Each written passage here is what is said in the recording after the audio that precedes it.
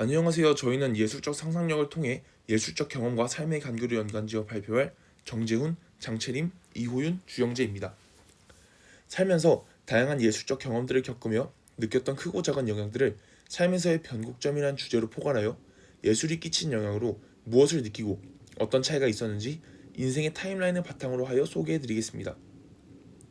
예술적 상상력을 타임라인에 따라 소개해드린다면 시간이 흐르면서 보이는 예술로 인한 변화들을 인생의 변곡점이라는 특정 지점과의 관계를 만들어 그 차이를 극명하게 느끼실 수 있을 것 같아 선택하게 되었습니다. 많은 예술 문화들 중에서 저희는 각각 드라마, 음악, 건축, 영화까지 총 4가지 항목으로 나누어 예술가가 직접 참여하여 연출한 단편 영화를 보여드리며 발표를 마무리하도록 하겠습니다. 저는 먼저 드라마라는 주제로 발표할 문학문화 콘텐츠 이사학번 정재훈입니다. 드라마를 선정한 이유는 드라마라는 장르에 공감이란 키워드에 주목하였습니다. 사회에 나온 젊은 세대가 경험하는 무력감과 냉소, 부모님 세대의 계층 사다리를 오르기 힘든다는 것을 깨우친 내용을 담은 공감하기 쉬운 현실적인 드라마들부터 괴생명체나 좀비 등에 공격받는 어디까지나 상상만 가능한 판타지 드라마들까지 우리는 다양한 장르의 드라마들을 볼 수 있습니다. 이러한 드라마들을 시청하며 우리의 삶을 대입하여 이입해보고 공감하는 부분이 드라마는 삶과 강하게 연관되어 우리의 일상에서 빼놓을 수 없는 존재를 생각했기에 선택하게 되었습니다. 제가 인생 첫 드라마로 접했던 작품은 제가 6살 때 시청했던 꽃보다 남자입니다. 이 드라마가 인상 깊었던 이유는 아무래도 일본만을 원작으로 하여 오글거리는 대사들이나 장면들이 다소 포함되어 있었고 이를 배우들의 연기까지 합쳐져 당시 어린 나이에도 기억이 강렬했고 그 잔상이 아직까지도 남아있어 인생 첫 드라마로 선정하게 되었습니다. 꽃보다 남자 이후 시간이 6년 정도 지나 제가 초등학교 5학년의 시절 방영한 저희 인생에서 변곡점이 된 드라마는 바로 프로듀서입니다.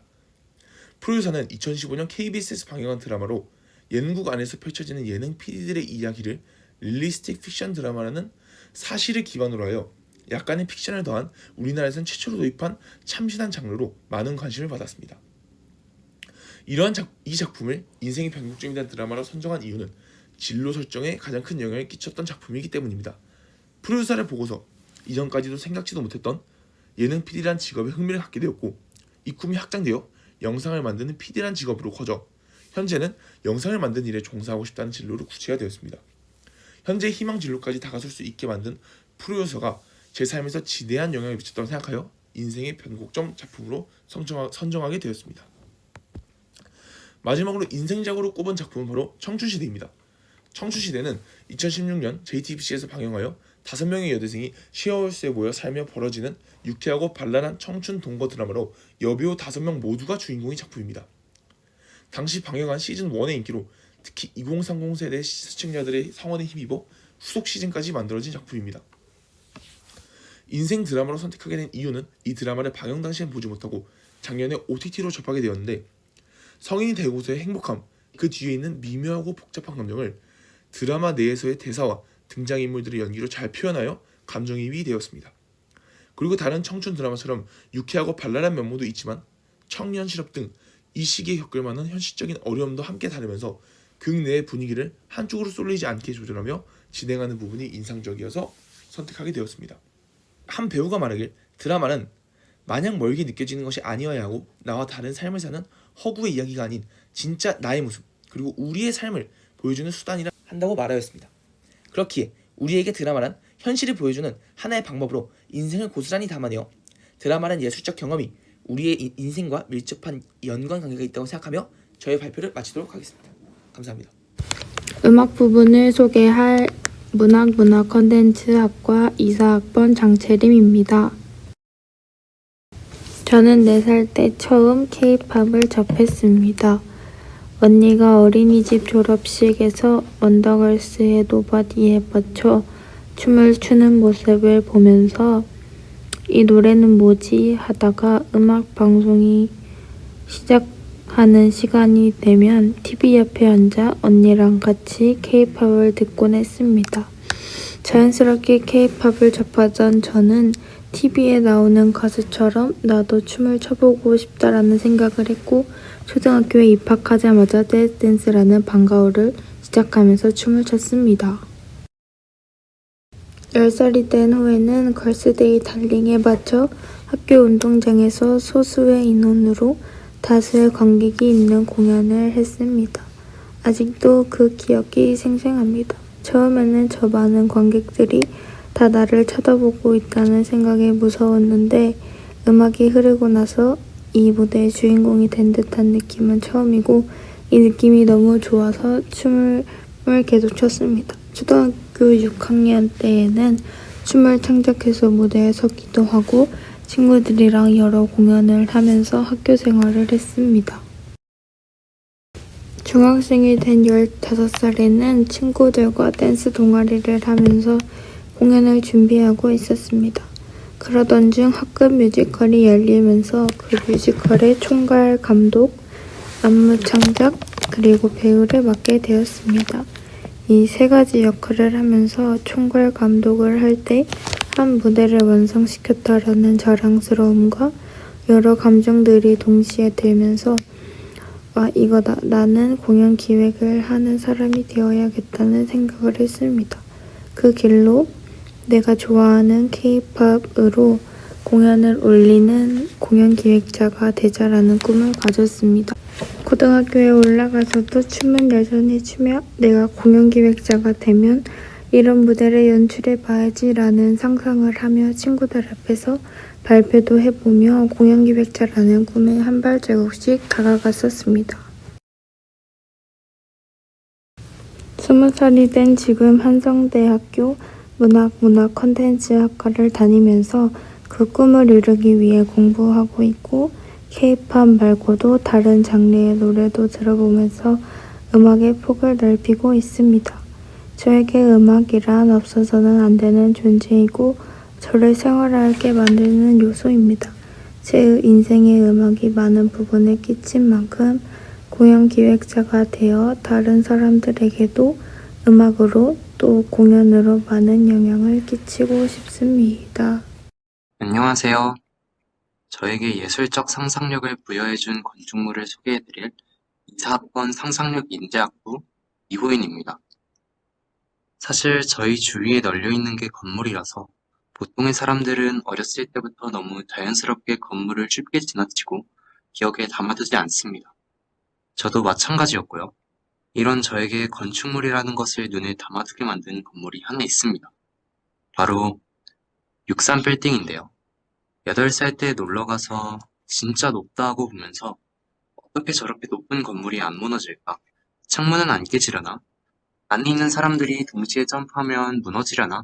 와 같은 이런저런 상상을 하면서 저에게 건축에 관한 호기심을 불어넣어준 첫 건축물입니다.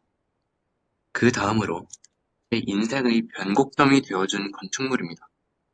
이 건축물은 건축에 관련해 본격적인 관심을 갖게 만들어준 건축물인데요.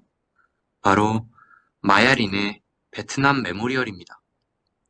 이건 베트남 전쟁의 전사자를 기리기 위한 메모리얼인데 단순히 보기에는 별거 아닌 건축물입니다. 그러나 세심한 디자인과 그 의도가 숨겨져 있습니다. 우선 이 메모리얼은 완만한 경사로로 되어 있는데 처음에는 허리보다 아래에 있는 이름들로 5명에서 6명 정도만 있다가 길을 따라 걷다 보면 어느새 수천 명의 전사자 이름이 나를 에워싸 그 상실의 규모를 직관적으로 체감할 수 있게 해줍니다. 다음은 이 돌의 재질인데 물갈기라는 기법으로 인해서 우리의 모습이 반사되어 보입니다. 이런 효과로 인해 전사자들의 이름이 공중에 떠다니는 것처럼 보이게 되는데 그들을 단지 죽은 사람으로만 여기는 것이 아닌 우리처럼 평범하게 살아가던 사람이었음을 알려줍니다. 마지막으로 또 한 번 길을 따라 걸어가다 보면 다시 완만한 경사로가 나오는데 이번에는 들어갈 때와 달리 넓게 펼쳐진 공원과 더불어 워싱턴 메모리얼, 링컨 메모리얼이란 미국의 자랑스러운 상징물을 볼 수 있게 되면서 그들이 만들어준 평화와 영광을 생각할 수 있게 해줍니다. 그야말로 서서히 전쟁의 참극을 느끼다가 완전히 벗어나게 해주는 건축물입니다. 이처럼 베트남 메모리얼은 그저 단순한 건축물이 아니라 감정의 깊이를 디자인에 담아낸 건축물입니다. 이 건축물을 보고서 저는 디자인에 의도가 있다는 것을 자각하게 되었고 여러 건축물과 디자인을 보면서 그 의도는 뭘까 하고 상상하게 되었습니다. 여러분들도 걷다 보며 건축물을 감상하고 디자인에 담긴 의도가 무엇인지 한 번쯤은 상상해 보았으면 좋겠다는 말씀을 드리면서 발표를 마무리하도록 하겠습니다. 저는 영화와 관련된 저의 예술적 경험이 저의 삶에 어떤 영향을 끼치게 되었는지에 대해 발표하게 된 문화 콘텐츠학과 이사학번 주영재입니다. 우선 영화란 세계에서 가장 영향력이 큰 대중매체 중 하나로 인간에게 희로애락과 같은 감정적 경험을 하게 해주는 예술 분야입니다. 특정 시대상, 타인의 인생, 꿈과 희망 등 감독과 작가가 담고자 하는 다양한 주제 등을 담고 있는 영화는 오늘날엔 더 이상 취미, 문화생활을 넘어서서 생활의 일부이자 사회를 비추는 거울의 역할로서도 자리하고 있습니다. 인터스텔라를 만든 크리스토퍼 놀란 감독은 영화는 우리가 경험할 수 없는 것들을 체험할 수 있는 기회를 제공한다. 그것은 우리가 살아온 인생을 넘어서는 새로운 시각을 제공해준다 라고 말했습니다. 저에게도 영화는 항상 새로운 세상을 접할 수 있는 길이었습니다. 제가 인생에서 처음 접한 영화는 하이스쿨 뮤지컬입니다. 이 영화는 2006년도에 공개된 디즈니 TV 영화로 노래를 좋아하는 고등학생들의 성장과 로맨스를 다룬 뮤지컬 영화입니다. 디즈니 TV 주시청층인 어린 10대들을 공략해서 10대들의 환상과 로망을 담아 만든 영화입니다.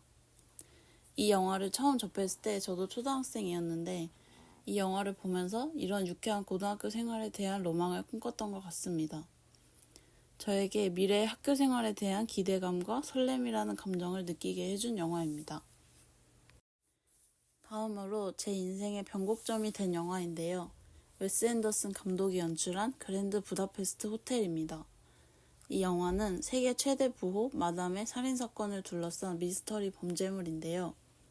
현실 세계 같지 않은 신비로운 미장센으로 아카데미 시상식에서 사관왕을 한 영화입니다.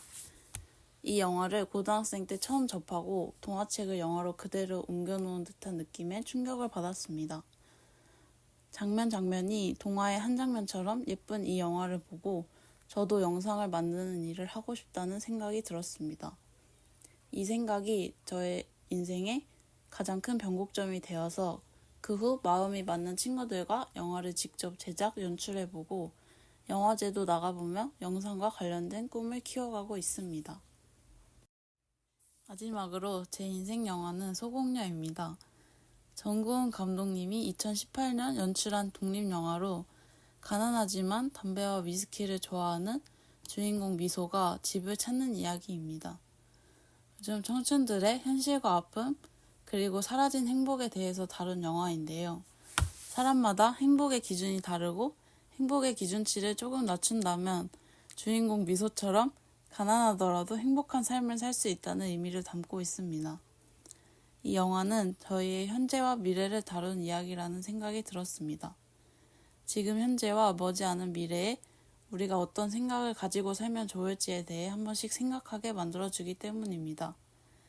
저는 현재든 미래든 앞으로 살아가면서 영화에서 말하고자 했던 것처럼 행복의 기준을 조금 낮춰 생각하고 자신의 좋아하는 것들에 대해 알고 살아가는 것이 윤택한 삶을 만들 수 있다고 영화를 보고 생각했습니다. 저희는 예술적 경험 중에서도 드라마, 건축, 음악, 영화 등의 분야로 나누어 각자 예술적 경험이 삶에 어떤 영향을 끼쳤는지와 삶의 변곡점이 된 작품 등에 대해 알아봤습니다. 변곡점이란 원래 수학에서 나오는 용어로 굴곡의 방향이 바뀌는 자리를 나타낸 점이라는 뜻인데요. 삶에 대입해보면 인생이 크게 변화한 시기를 말합니다. 저희는 예술적 경험이 인생이라는 굴곡의 방향을 바꿀 만큼 삶과 깊은 관계가 있다고 생각합니다. 앞으로도 여러 예술적 경험을 통해 변화하는 삶을 더 윤택하게 만들 수 있도록 생각하는 계기가 되었으면 좋겠습니다. 감사합니다.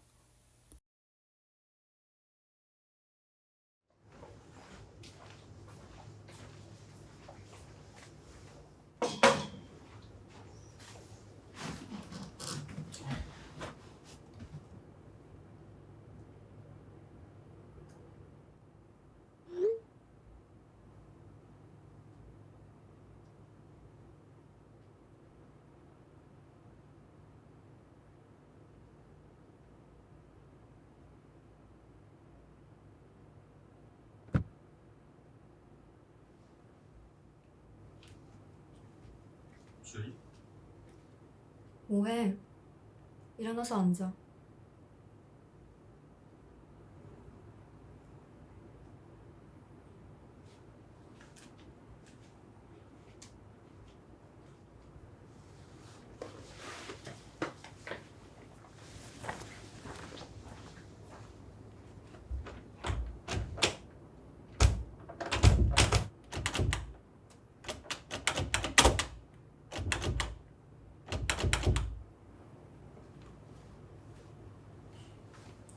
문이 잠겼는데. 뭐라도 해봐. 뭘 어떻게 할까? 왜 맨날 그런 걸 나한테만 물어봐?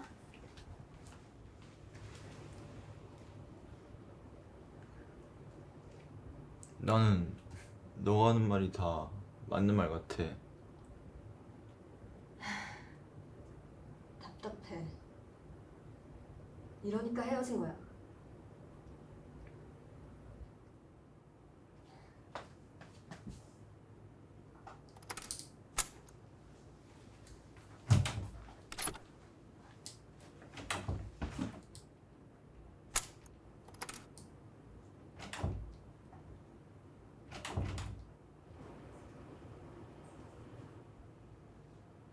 넌 옛날이랑 똑같아. 평생 그렇게 가만히 있어라. 뭐해? 빨리 가서 보여줘. 말이라도 해봐. 너가 달라진 걸 보여줘야 알지.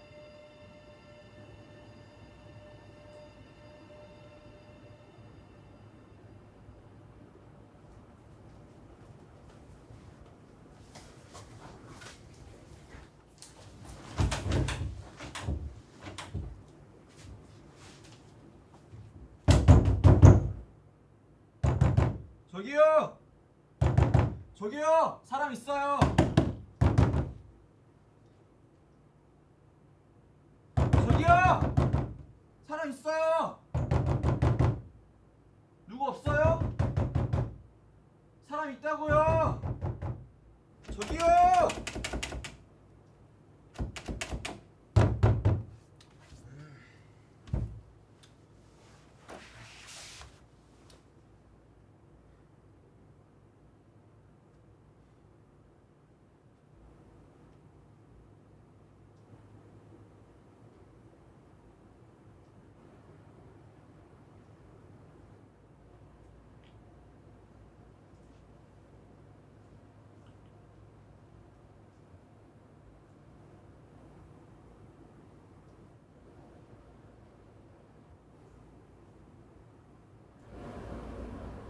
너랑 있으면 편하고 좋았어.